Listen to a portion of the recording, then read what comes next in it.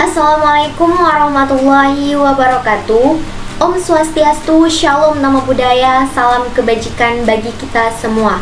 Perkenalkan, saya Ade Iranda dari kelas 3B dengan NIM 3619933011118. Saya dari program studi D4 Manajemen Bisnis Pariwisata Politeknik Negeri Banyuwangi. Di sini saya akan memaparkan mengenai Room Division Management untuk memenuhi mata kuliah Room Division yang diampu oleh dosen Bapak Wiralatif Sanjaya. Baik, selanjutnya adalah pemaparan mengenai Room Division Management itu sendiri. Room Division Management itu kira-kira seperti apa sih? Nah, Room Division merupakan sebuah departemen hotel yang terdiri gabungan dua departemen yang mempunyai peran dan tanggung jawab terhadap reservasi kamar, penerimaan tamu, pelayanan kebersihan, perawatan, pemeliharaan kamar, serta area-area umum lain di hotel, termasuk dalam penyediaan pencucian pakaian tamu serta pencucian lainnya, kecuali di bagian kitchen. Nah, lalu manajemen itu seperti apa sih? Manajemen adalah sebuah proses yang dilakukan seseorang dalam mengatur kegiatan yang dikerjakan individu maupun kelompok. Jadi, Room Division Management itu kira-kira bagaimana? Nah, Room Division Management adalah proses kita mengatur atau melakukan kegiatan dari reservasi kamar, penerimaan tamu, pokoknya segala hal yang berkaitan dengan room division itu untuk mencapai tujuan atau visi misi dari hotel tersebut. Selanjutnya yaitu Departemen Operasional Hotel Room Division sendiri itu terbagi dari dua bagian. Yang pertama ada Front Office. Front Office adalah bagian atau garda terdepan dari room division yang bertanggung jawab terhadap reservasi kamar, penerimaan tamu, keluhan dari tamu, dan sebagainya. Nah, jika teman-teman berada dalam suatu hotel, teman-teman yang pertama kali tertuju adalah kepada front office. Nah, lalu yang bagian kedua ada housekeeping. Housekeeping ini bagian operasional belakang yang bertanggung jawab terhadap pelayanan kebersihan, perawatan, pemeliharaan area kamar, serta area-area umum lainnya. Nah, untuk selanjutnya yaitu yang kita bahas bidang atau section dari Departemen Housekeeping. Ada 4 bagian umum yang memang seharusnya ada di hotel tersebut. Yang pertama ada room section atau seksi kamar. Ini adalah bidang yang bertugas untuk pemeliharaan, pembersihan, pelayanan di area kamar tamu. Nah, kalau public area section itu gimana? Itu adalah bidang yang sama untuk pemeliharaan kebersihan, kelengkapan, kerapian, keindahan, juga pelayanan, namun tidak di area kamar, tapi di area-area umum di hotel. Misal di bagian lorong hotel, room meeting, dan sebagainya. Kalau linen dan laundry section itu bagian yang mengatur atau spesialisasi dari kain. Nah, misal di linen sendiri ada spray, handuk, towel, bed towel, head towel. Nah, itu digabungi dan juga ditempatkan pada tempat-tempat yang sudah disediakan oleh Departemen Housekeeping. Kemudian selanjutnya ada laundry section, itu sendiri lebih kepada tergantung dari kebijakan hotelnya, apakah hotel tersebut mempunyai mesin laundry otomatis sendiri atau bekerja sama dengan di luar dari hotel, yaitu pihak laundrynya.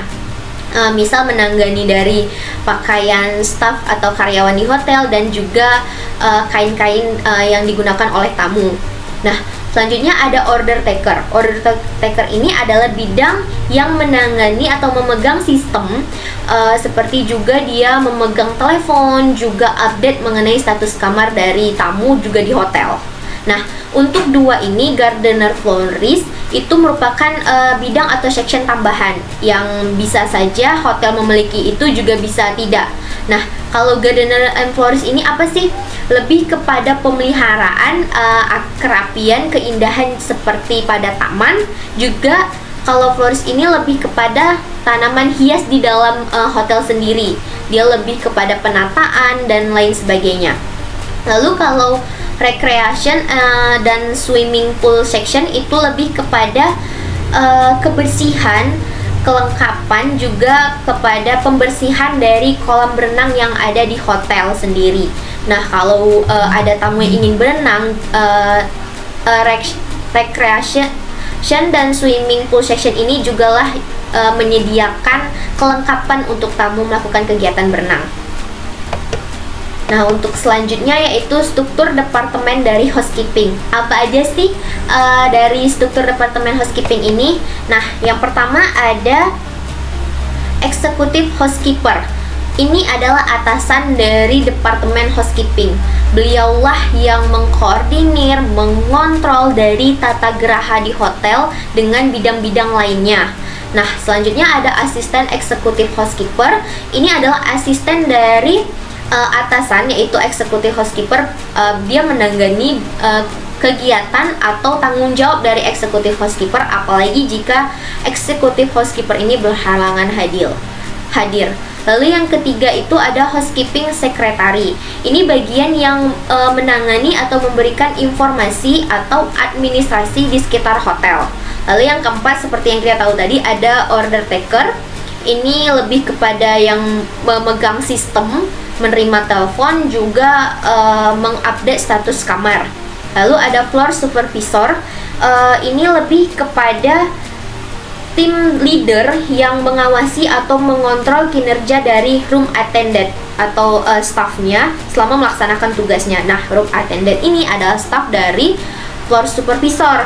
Beliau ini lebih kepada menjaga kebersihan, kerapian, kelengkapan, keindahan, dan kenyamanan dari kamar si tamu. Lalu yang ketujuh dan ke-8 ini sama. Yang membedakan adalah public area supervisor ini adalah atasannya, sedangkan public area attendant ini adalah staffnya atau hostman-nya. Nah, kalau mereka ini memiliki tugas menjaga kebersihan, kelengkapan, kerapian, keindahan, dan kenyamanan di seluruh area umum yang ada di hotel. Nah, linen uniform supervisor dan linen attendant ini juga sama. Yang membedakan adalah linen uniform supervisor ini adalah atasannya, kalau linen attendant ini adalah staffnya atau karyawan bawahannya. Nah, mereka inilah yang menjaga kebersihan, kerapian dari spesialisasi kain semisal pada linen sendiri. Nah, yang 11 dan ke-12 ada laundry supervisor, itu adalah atasannya. Kemudian laundry attendant atau valet itu adalah staffnya. Mereka inilah yang mengkoordinis atau membersihkan, juga memberikan layanan terhadap kain dari karyawan atau dari tamu sendiri. Nah, untuk selanjutnya ada kode status kamar hotel. Nah, ini sendiri dipegang oleh order taker.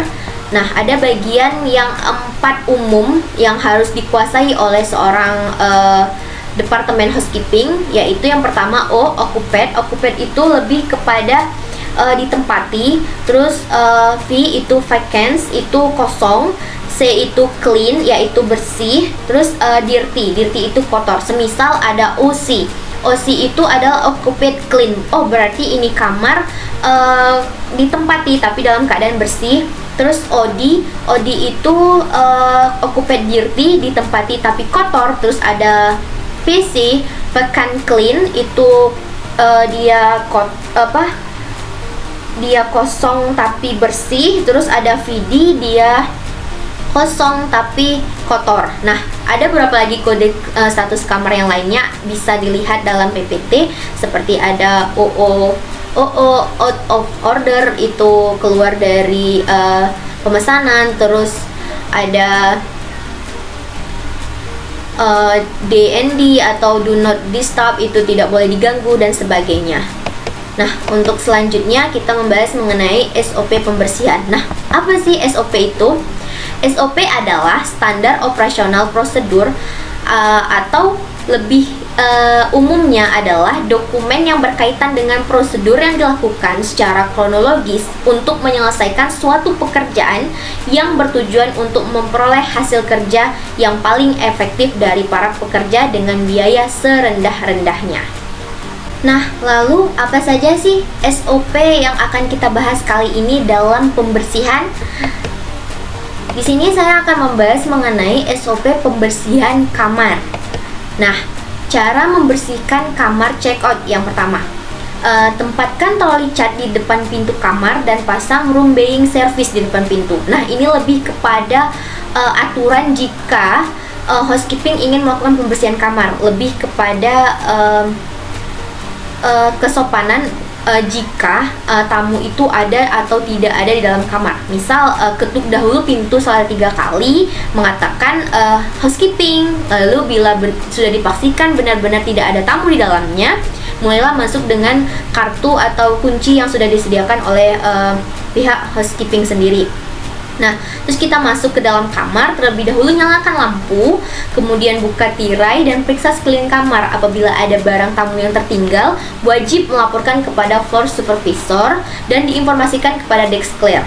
Kemudian periksa minibar item yang terdapat pada refrigerator. Apabila nggak lengkap, segera informasikan kepada minibar posting attendant agar minibar item itu dilengkapi kembali. Nah, sudah dicek semua, jika ada barang tamu itu dipisahkan dengan barang hotel. Lalu kita melakukan pembersihan di area sekitar seperti di meja, TV dan sebagainya. Terus periksa seperti deposit box. Apabila dalam keadaan terkunci, informasikan kepada front desk untuk dibuka oleh dati manager. Nah, kemudian kumpulkan perangkatan room service bila ada.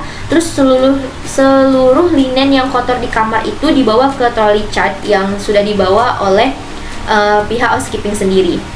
Nah, setelah di area sekitar kamar sudah dirapikan dan dibersihkan, mulailah kita kepada making bed.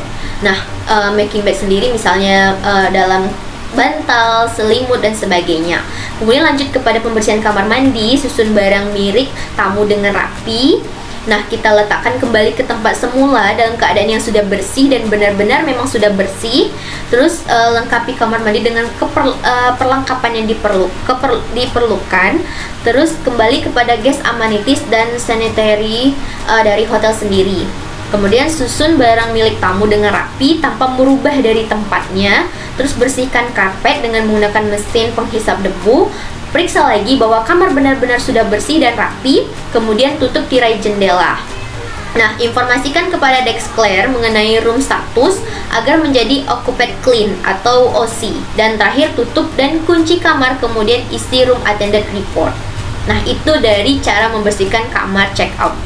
Untuk selanjutnya yaitu cara membersihkan occupied room. Nah, ini adalah ditempati kamar tersebut.